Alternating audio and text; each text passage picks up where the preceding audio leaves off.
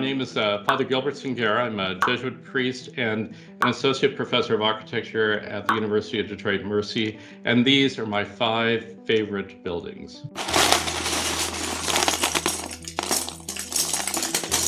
I think I would start with the Cathedral Church of Our Lady of the Angels in Los Angeles by Rafael Maneo. It was the first major cathedral built after the Jubilee in the year 2000. So 2002, I think, is when it was completed. He was, his main office is in Madrid, but he was the dean of the School of Architecture at Harvard, and a brilliant thinker and understanding antiquities, but bringing it into contemporary context. And I find it just fascinating because it's very complex. When you look at the floor plan of it, there's only one 90-degree angle in the entire building. And because of that, what he's doing is he's animating the notion of procession and movement in ways that, again, replicate, I think, the grand cathedrals of old, but in modern terms. And for a modern church, he created a very complex structure, seats 3,000 comfortably. If you're ever in Los Angeles, it's well worth it to just go for a liturgy there, because the space just works beautifully for Eucharist and for other liturgical celebrations.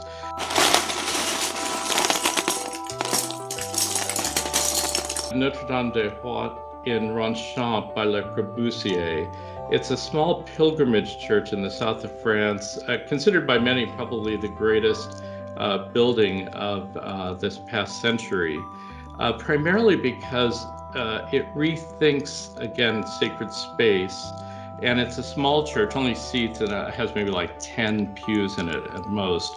But the way that the ceiling and the roof structure hovers over the space and then slightly lifts. And when it does that, it just brings in this little seam of light at the top.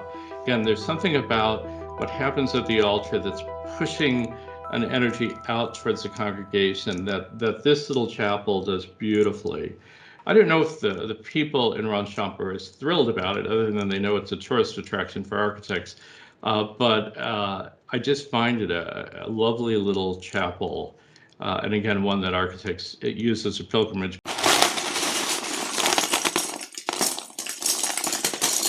So the third building on my list is actually not a church. It's the Walt Disney Concert Hall by Frank Gehry in Los Angeles.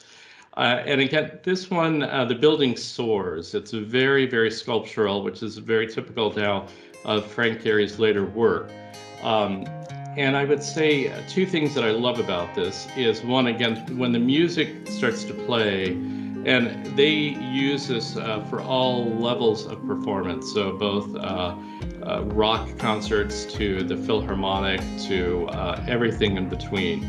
And it seems like I've only been there maybe for 2 live performances, but in both cases, the building helped the music soar and to take it to a new place.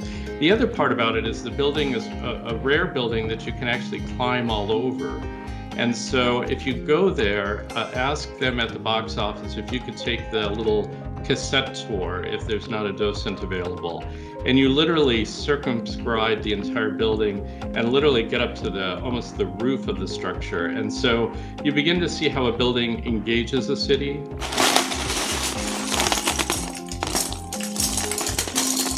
The fourth one is Sant'Andrea al Quirinale in Rome by Bernini, which was built in the 1570s. And it was the novitiate chapel for the Jesuits novitiate in Rome. And it's just this beautiful exercise of geometry. So you have, again, the Baroque is kind of known for this ability to take abstract geometries and place them into a physical space that allows your mind to expand. And so you get all of these kind of competing circles, squares, ovals that are just kind of carefully composed that changes your perspective no matter where you're standing. It's a very small little chapel.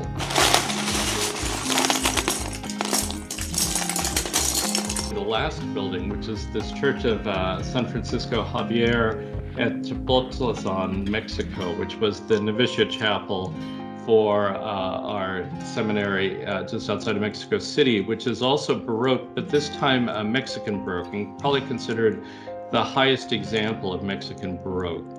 So it took a European art form, brought it into Mexico, and then you could see the influence that, again, these builders and artisans brought to a foreign form, but also were able to bring their own. Because when you look at some of those early cultures of Mayan and Aztec and all that, you realize they have, again, this clever use of geometries, understanding of how color combines and either comforts or excites. It's about light and shadow, and what you think is dark becomes light. And that's a big theme, obviously, in Jesuit spirituality.